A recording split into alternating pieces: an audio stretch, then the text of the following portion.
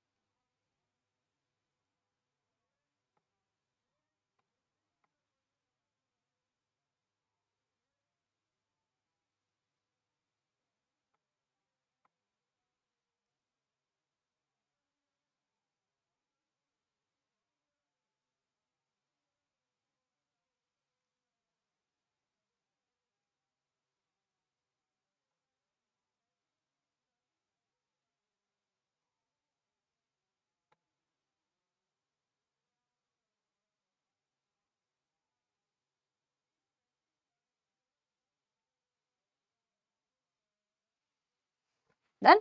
So which of the following diseases is not caused by bacterial infection? Bacterial infection कौन सा नहीं है? That is shingles.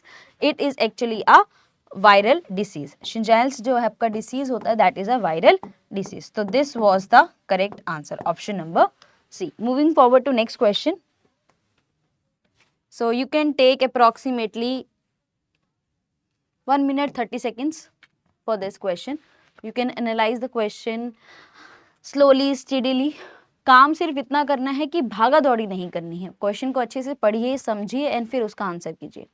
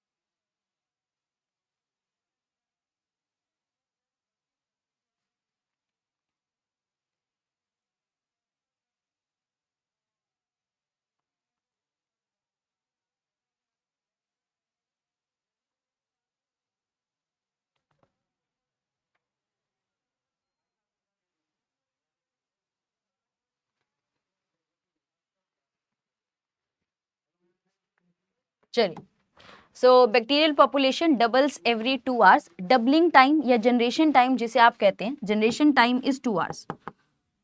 Generation time या doubling time 2 hours का है. If the population size is n at this moment, that is initial population कितनी है, n not equals to n है. What will be the size of population after 2 days, 2 दिन बाद क्या size होगा. That means आपको nt की value निकालनी है, जिसके लिए आपको टोटल टाइम दिया हुआ है 2 डेज. एंड 2 डेज को अगर हम सेम आवर्स में कन्वर्ट करें 2 इंटू 24 आवर्स, क्योंकि आपको यूनिट सेम रखनी है. जनरेशन टाइम भी टाइम है तो उसकी यूनिट और जो टोटल टाइम है उसकी यूनिट को हमेशा सेम रखना. तो फॉर्मूला क्या होता है, nt equals to n nought into 2 raise to power n. n nought is n and 2 raise to power n. अगर हम n की वैल्यू निकालें that is number of generations, n is number of generation. Number of generation को निकालें that is total time upon generation time. Total time is 2 into 24 upon 2, that is 24. So value देखें तो n into 2 raise to power 24, that is option number B is the correct answer. So इस तरीके से. And I think growth kinetics ना सिर्फ tipper के लिए बल्कि IIT जैम के लिए, गैट बी के लिए, CUT PG के लिए बहुत इंपॉर्टेंट टॉपिक है, दैट इज ग्रोथ काइनेटिक्स. अगर आप में से किसी ने भी माइक्रोबायोलॉजी पढ़ी है और इस टॉपिक को अभी तक कवर अप नहीं किया है तो जरूर कवर अप कीजिए. The topic is growth kinetics. Growth kinetics. And cover up करने के लिए इसी में जो आपकी टारगेट IIT जैम की जो सीरीज है उसी में लेक्चर भी अपलोडेड है मेरा, जहाँ पर ग्रोथ काइनेटिक्स पढ़ा है, तो आप वहाँ से भी पढ़ सकते हैं. और help. Moving forward to next question. Again a timer of 1 minute because बहुत इजी क्वेश्चन है.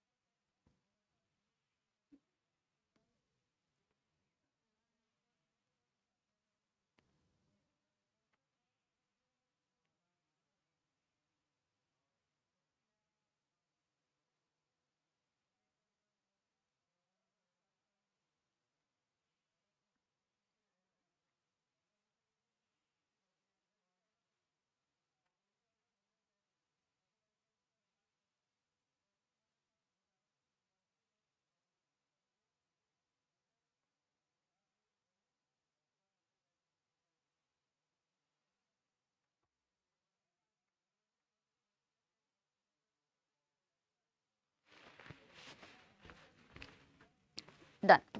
During the process of oxidative phosphorylation, oxidative phosphorylation नाम से भी पता चल रहा है ऑक्सीडेटिव फोस्फोराइलेशन होता है. Which molecule acts as terminal electron acceptor. तो ऑक्सीडेटिव फोस्फोराइलेशन में टर्मिनल इलेक्ट्रॉन एक्सेप्टर क्या होता है, that is oxygen. That is option number D. Very easy question. Next question. So इस क्वेश्चन के लिए आपके पास होंगे 1 मिनट 30 सेकेंड्स. पढ़िए. देखो बहुत क्वेश्चंस ऐसे होते हैं जो इजी होते हैं बट उनको जब लिखा जाता है, उनकी जब लैंग्वेज लिखी जाती है तो वो थोड़ी सी कॉम्प्लेक्स हो जाती है, तो उसको समझने के लिए थोड़ा पेशेंस की जरूरत होती है. मोस्टली आई थिंक सबसे ज्यादा गलतियां जब होती हैं जब हड़बड़ाहट में क्वेश्चन गलत किया जाए, आता हुआ कॉन्सेप्ट गलत हो जाता है क्योंकि बहुत जल्दी है उसे सॉल्व करने के लिए. तो जब भी क्वेश्चंस प्रैक्टिस कर रहे हैं इस टाइम पे, जब आप क्वेश्चंस प्रैक्टिस करें तो अपने अंदर पेशेंस लेके आइए, धीरे धीरे पढ़िए क्वेश्चन को, कोई जल्दबाजी नहीं है. टाइमर दिख रहा है 1.5 मिनट का टाइमर, और 1.5 मिनट बहुत होते हैं. पढ़िए, धीरे धीरे पढ़िए और एनालाइज कीजिए, प्रोसेस कीजिए लिखा क्या हुआ है.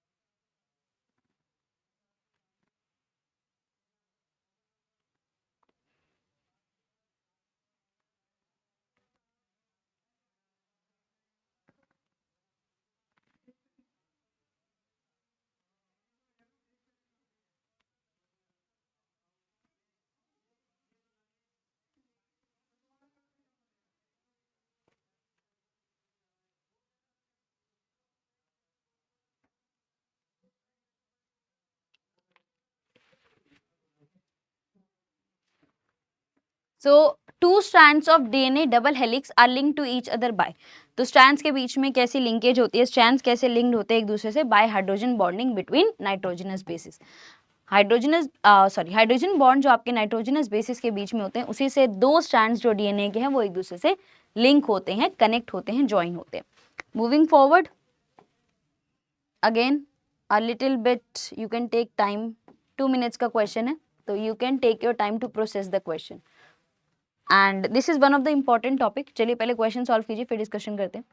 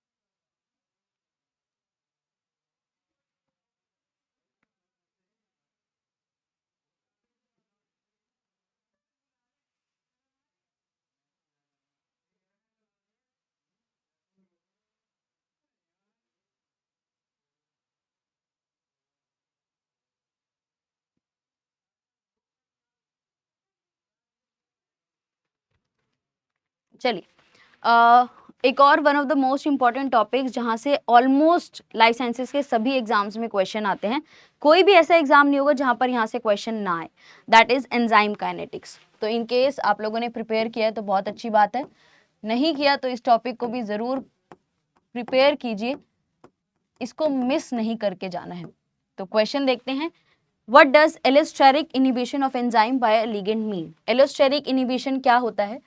फॉर एग्जाम्पल ये आपका एंजाइम है, हम एक एग्जाम्पल लें, ये आपका एक एंजाइम है, एंजाइम की एक्टिव साइट है, एंजाइम और एंजाइम की एक्टिव साइट, अगर इनिबिटर किसी और लोकेशन पर बाइंड करता है, अगर इनिबिटर जो है एक्टिव साइट पर बाइंड ना होके किसी और लोकेशन पर बाइंड करता है, और अब एंजाइम की एक्टिव साइट में चेंजेस हो जाते हैं, स्ट्रक्चरल चेंजेस हो जाते हैं और सबस्ट्रेट बाइंड नहीं कर पाता, तो एलोस्टेरिक होता है। Allosteric means other than active site, तो जो आपका इनिबिटर होगा वो एक्टिव साइट पर बाइंड नहीं होगा, उसके अलावा किसी साइट पर बाइंड होगा, बट फिर भी क्योंकि पूरे के पूरे एंजाइम की कन्फर्मेशन चेंज होगी, स्ट्रक्चर चेंज होगा, तो अल्टीमेटली एक्टिव साइट का स्ट्रक्चर चेंज हो जाएगा।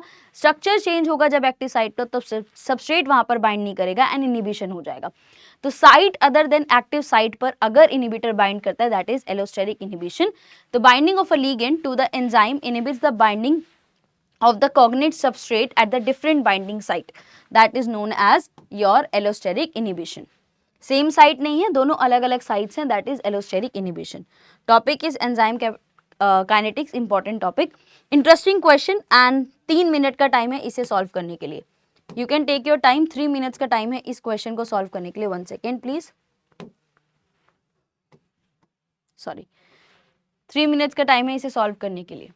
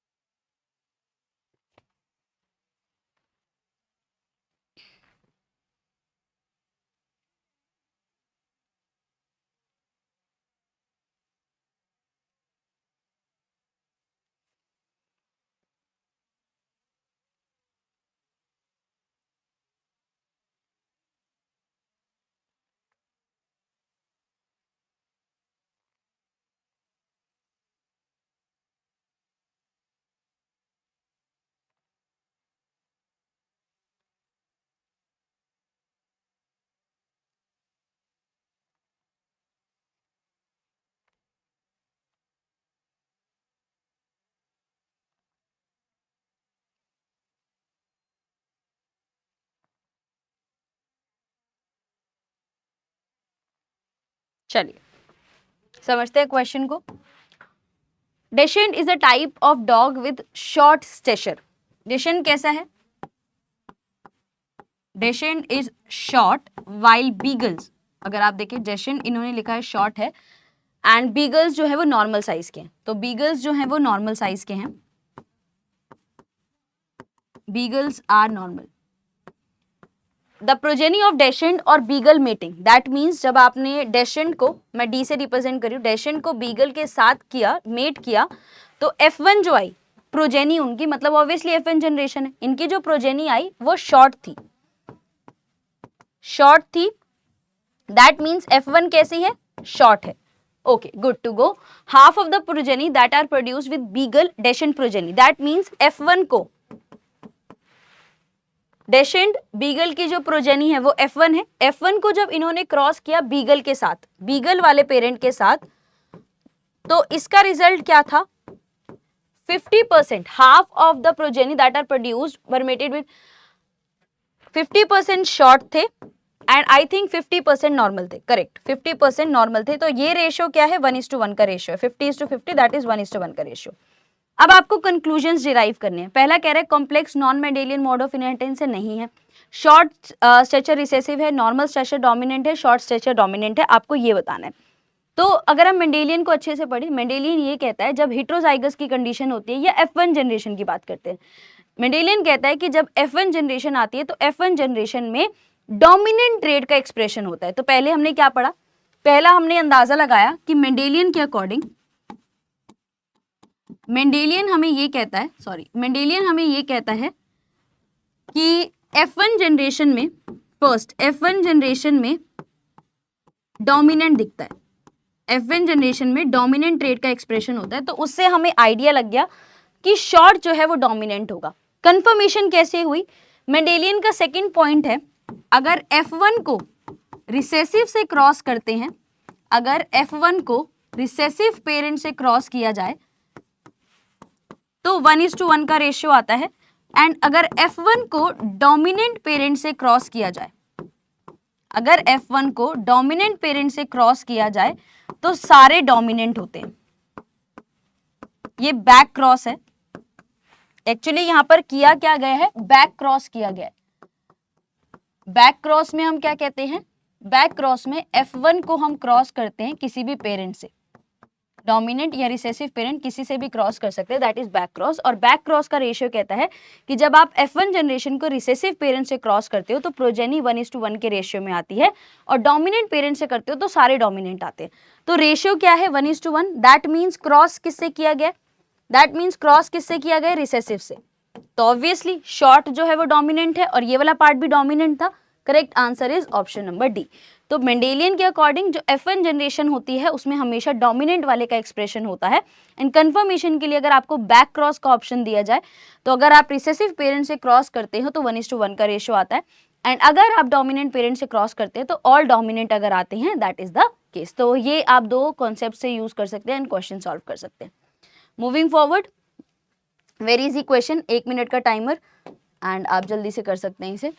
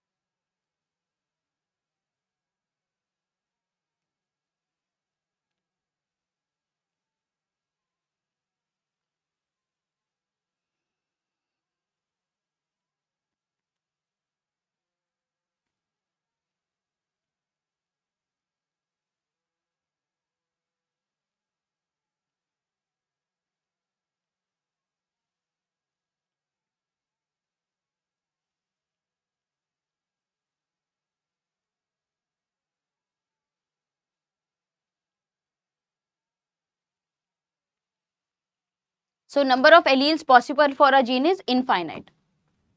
एक जीन के इनफाइनाइट एलील्स हो सकते हैं। नेक्स्ट क्वेश्चन, तो 3 मिनट का टाइम लीजिए, अच्छे से प्रोसेस कीजिए क्या लिखा हुआ है। देखने में अगर क्वेश्चन लेंदी है डजंट मीन कि क्वेश्चन एक्चुअली में लेंदी है. 1 second please.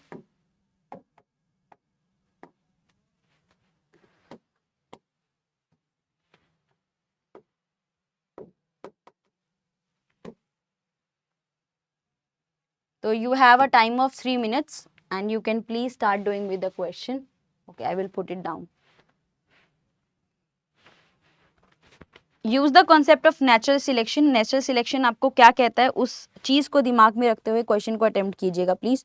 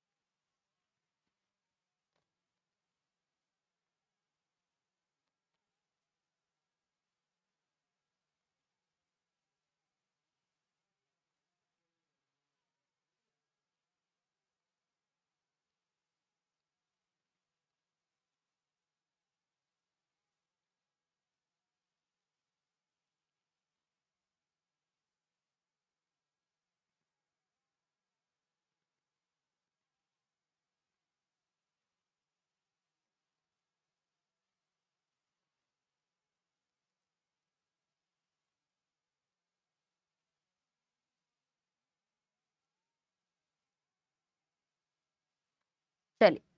So how does an adaptation such as better running speed evolve with natural selection? Natural selection क्या कहता है? नेचर खुद सिलेक्ट करता है. नेचुरल सिलेक्शन कहता है नेचर खुद सिलेक्ट करता है उन इंडिविजुअल्स को जो बेटर सूटेड हैं, बेटर फिट हैं उस नेचर में रहने के लिए. नेचुरल सिलेक्शन नेचर से सिलेक्शन होता है सर्वाइवल ऑफ द फिटेस्ट का, जो आप लोग लॉ पढ़ते हैं. तो इन्होंने कहा है कि हमें बेटर रनिंग स्पीड वाले इंडिविजुअल चाहिए. तो नेचर कैसे काम करेगा, नेचुरल सिलेक्शन कैसे काम करेगा? पहला ऑप्शन है natural selection directionally produces better adaptation over time gradually leading to better running. कि नेचर ने सोच रखा है कि बेटर स्पीड चाहिए तो अब बेटर स्पीड की तरफ काम करना शुरू करते हैं, इंडिविजुअल को बेटर स्पीड वाला बनाना शुरू करते हैं. नहीं, नेचर डायरेक्शनली काम नहीं करता, स्पेसिफिकली काम नहीं करता, नेचर बहुत रैंडम काम करता है. तो ये ऑप्शन हुआ गलत. Natural selection makes individual with favorable traits such as better running speed more attractive, ensuring they produce more offspring. ऐसा कुछ है नेचर में कि जो ज़्यादा better suited है वो ज़्यादा attractive दिखने लग जाते हैं ताकि वो ज़्यादा offspring produce करें? No. Natural selection involves random mutation, some of which are beneficial adaptation. Heritable beneficial adaptation lead to offspring with higher survival. कुछ भी रैंडम म्यूटेशंस होती है, time to time random mutation होती रहती है. जो बेटर होता है वो ग्रो करता रहता है, बेटर ऑफस्प्रिंग्स लाता रहता है एंड वो बेटर फिट होते जाते हैं. So this is the correct कि रैंडमली सब कुछ होता है, रैंडम सिलेक्शन होता है, रैंडम ही म्यूटेशंस होती हैं. Natural selection produces individual with favourable traits, खुद फेवरेबल ट्रेट्स को सिलेक्ट करता है, जैसे बेटर रनिंग स्पीड जो सर्वाइव करे बेटर, जो अनफेवरेबल है वो सर्वाइव ही नहीं करते, ऐसा कुछ नहीं होता। जो नहीं है वो भी सर्वाइव करते हैं, नेचर उन्हें किल नहीं कर रहा होता। दैट इज कि जो बेटर फिट वाले होते हैं वो ज्यादा ग्रो करते हैं, ज्यादा अच्छे से ऑफस्प्रिंग प्रोड्यूस कर पाते हैं। So correct answer is option number C. Next question, you can take your time of 3 minutes again. पढ़िए, समझिए, क्वेश्चन को एनालाइज कीजिए।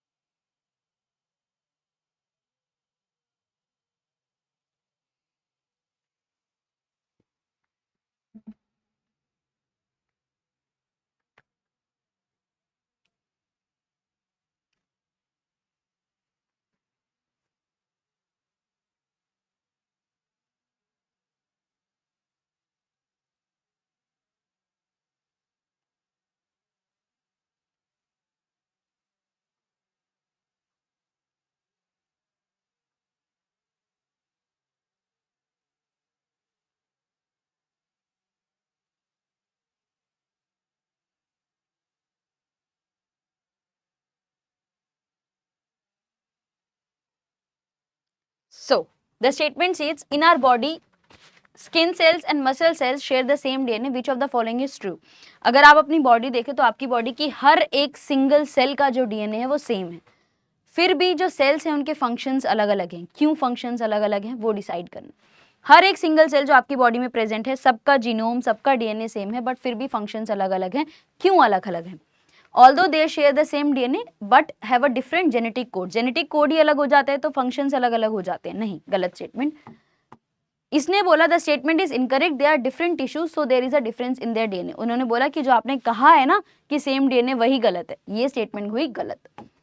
The statement is true, they differ though in the genes they transcribe and translate. बिल्कुल सही बात, genome सबका same है but translation और ट्रांसक्रिप्शन किन जीन्स का होगा, कौन से जीन्स का नहीं होगा, वो डिफरेंस होने की वजह से फंक्शंस भी डिफरेंट हो जाते हैं। बिल्कुल सही बात है। Statement is true, the skin cells and muscle cells differ in how many copies of DNA. No, every cell is having one copy of the genome. तो ये भी गलत हुई। So correct answer is option number 3। Moving forward, so next question and same 3 minutes का time लगाएंगे। You can see the question and answer, 3 minutes.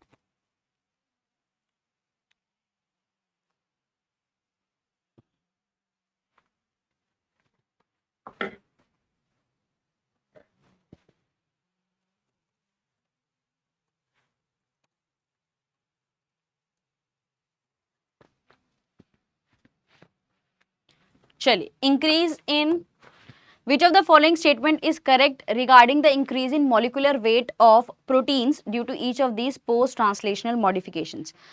किस वे में, किस फॉर्मेट में इंक्रीज हो रहा है वो बताना है। मिथाइलेशन में मिथाइल ग्रुप ऐड किया, मिथाइलेशन में मिथाइल ग्रुप ऐड किया, दैट इज CH3 ऐड किया। मिथाइलेशन किया तो मिथाइल ग्रुप ऐड किया, दैट इज CH3 ऐड किया। एसिटाइलेशन मींस एसिटाइल ग्रुप का एडिशन, दैट इज COCH3 का addition. Phosphorylation means phosphate group का addition, phosphate means phosphate group का addition. And finally myristoylation, that is myristic acid का addition, that is a 14 carbon fatty acid. Myristic acid is 14 carbon fatty acid. Simple पता चल रहा है 14 carbon का wait सबसे ज्यादा होगा, 14 कार्बन का वेट सबसे ज्यादा होना चाहिए, तो पहले पहले तो ये दोनों ऑप्शन एलिमिनेट। ऑब्वियसली उससे ज्यादा फॉस्फेट का वेट होगा एंड उससे कम फॉस्फेट का वेट होगा, उससे कम एसिटाइल का एंड सबसे कम मिथाइल ग्रुप का। सो correct answer is option number A. Methyl group का वेट सबसे कम, उससे बढ़ता हुआ एसिटाइल ग्रुप का, उससे बढ़ता हुआ फॉस्फेट ग्रुप का और मिरिस्टिक एसिड का सबसे ज्यादा। So that would be the order. तो सबसे ज्यादा वेट मिरिस्टॉइलेशन से ऐड होगा, उसके बाद we have this sequence. Moving forward, for this also you can take your time, 2 minute 30 seconds, 2.5 minute का टाइम है, करिए solve, 2 minute 30 seconds.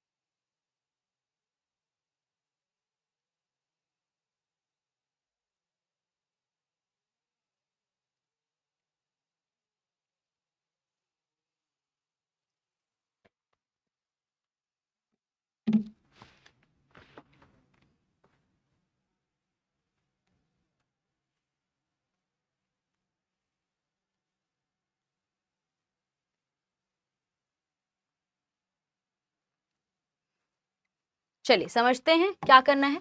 You are carrying out an enzyme reaction in the lab and obtained Km and Vmax values. While repeating the experiment, you use only 1/10 of the exam. What would be observe? आपने experiment किया, Vmax और Km की values निकाली और अब आपने enzyme की जो कंसंट्रेशन है उसे 1/3 कर दिया, मतलब कम कर दिया। अब होगा क्या? दो चीजें हैं, Vmax एंड Km। दो चीजों पर ऑब्जर्वेशन है, वी मैक्स और के एम पर। तो वी मैक्स क्या बताता है? वी मैक्स बताता है मैक्सिमम रेट, मैक्सिमम वेलोसिटी या maximum rate of reaction,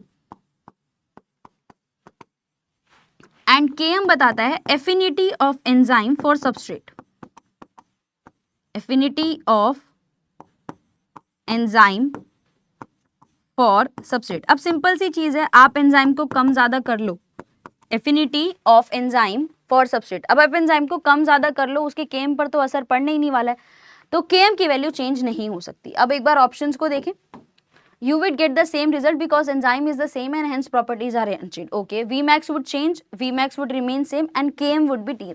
Km change करना नहीं है, और उसके बाद Km would decrease, Km को change करना नहीं है। दो ऑप्शंस ऑलरेडी एलिमिनेटेड। Vmax है maximum rate of reaction, maximum speed, maximum speed depend करती है एंजाइम कंसंट्रेशन पर, मैक्सिमम स्पीड डिपेंड करती है एंजाइम कंसंट्रेशन पर। तो ऑब्वियसली अगर आपने एंजाइम को कम करोगे तो नंबर ऑफ एक्टिव साइट्स कम है। बेसिकली मैक्सिमम रेट जब सभी के सभी एंजाइम्स काम कर रहे हैं, ऑक्यूपाइड हैं, सेचुरेटेड हैं, दैट इज Vmax। Vmax क्या है? Maximum velocity when all the enzymes are saturated और ऑक्यूपाइड। अब ऑब्वियसली अगर आपने एंजाइम्स कम किए तो एंजाइम की कंसंट्रेशन कम है तो एक्टिव साइट कम है, एक्टिव साइट कम है तो काम धीरे होगा, दैट इज मैक्सिमम रेट भी कम हो जाएगा। That is Vmax would change but Km remains the same. Option number B is the correct answer. Next question, and इसके लिए आपके पास है 3 मिनट, तो आप देख सकते हैं क्वेश्चन को। 3 minutes for this.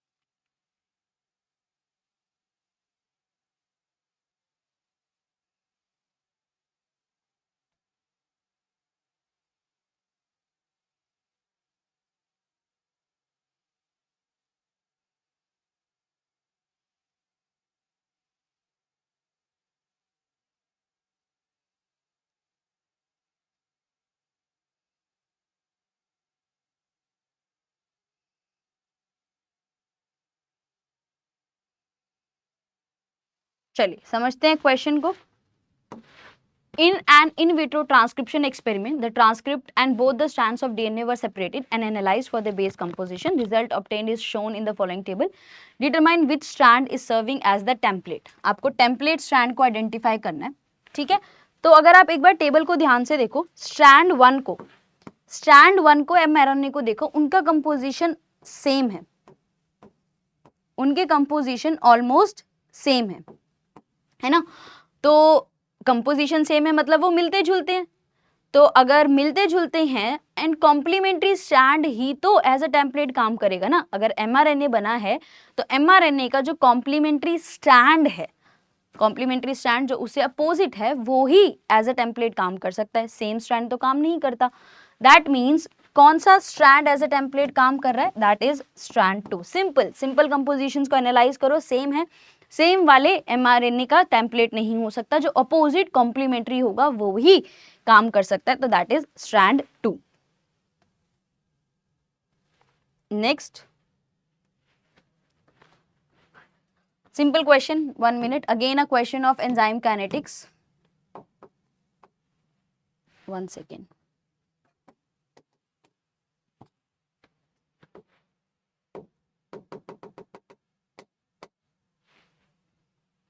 One minute question.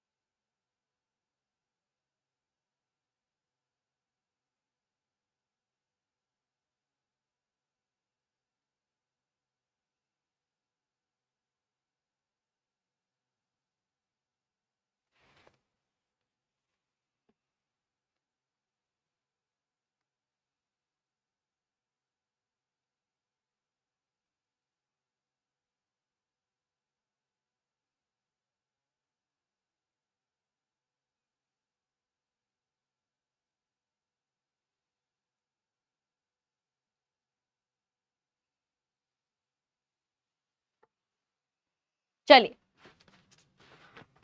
okay. When the velocity of enzyme activity is plotted against substrate concentration, which of the following is correct? Velocity और substrate concentration का ग्राफ कैसा होता है? हाइपरबोलिक ग्राफ होता है। Enzyme kinetics का question, interesting question. Take your time, 3 minutes and process the question. Okay.